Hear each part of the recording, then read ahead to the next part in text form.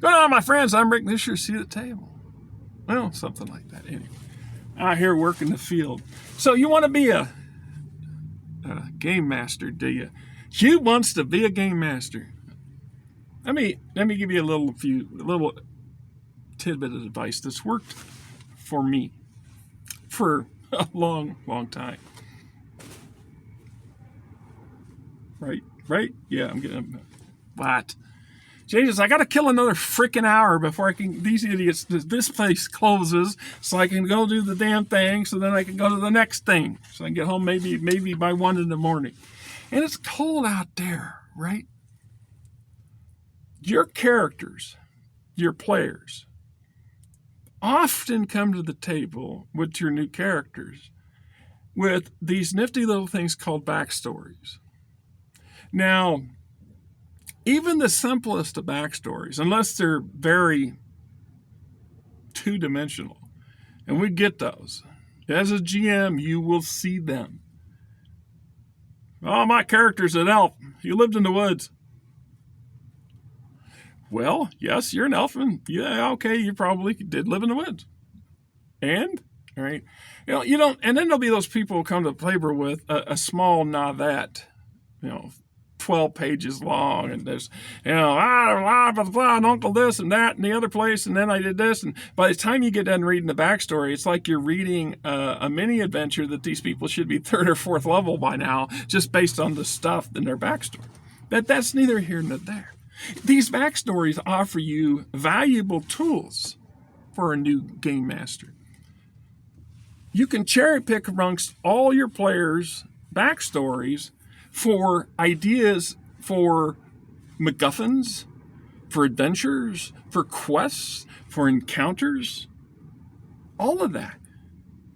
It's just right there at the table. All you got to do is take the moment to look at what's there and make a couple notations. Perhaps the backstory includes the town that they came from, and you can weave in something into your adventure at the table that involves that town, or at least have somebody drop a mention of that town, just so the player character feels the connection. I'm not saying to do this at every turn. You got to be judicious with how you apply anything in any setting. But there's plenty of tricks to learn, and this is one of them that I've always felt was pretty valuable for me anyway, because it gives me not only a bit of an insight, because if a backstory says, Sally so and so, it had a bad encounter with spiders and doesn't like spiders because the player doesn't like spiders. That's an open invitation to have lots of spiders, or at least have a few, or have that weird spider motif. And depending on how the player annoys me, I might have that weird spider motif start cropping up on nice little tidbits and things that the player would want to keep. Oh, that beautiful one, but it has a spider thing for a handle or something. Just kind of putting that out there. The idea, though, is this collaborative story, and there are game systems out there that really, really dig deep into this. One of the best by far is Traveler. Traveler, you will have an elaborate backstory for your character by the time you're done with the character creation phase of the character. And it allows for tie-ins for the other players at the table. So perhaps while you were at the academy and you were doing this player was also at the academy and had this incident, or while you was on leave from the academy. You see how that plays out. So you can develop these things through the game mechanics of creating the character. Well, your players are giving you kind of that sort of thing with the backstory. That's one of the things about backstories that's been always my opinion, that they don't get enough love. Because there's a lot of people out there who find them to be less than valuable or necessary. And they don't see them for the use that they are. Just like probably 90% of game masters, in my experience, forget those characters had those backstories. Well, we introduced our character. That was the purpose of the backstory.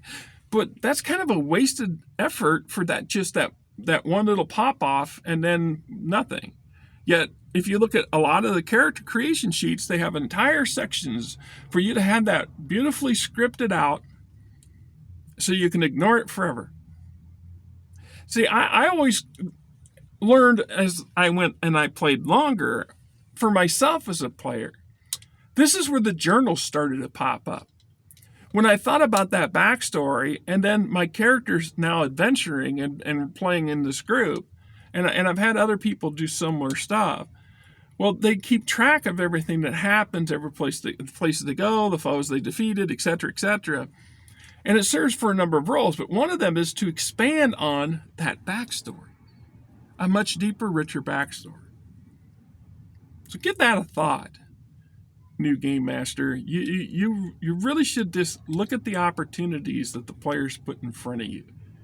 And a big one would be the character creation section, where it talks about the backstory of your character. Till next time.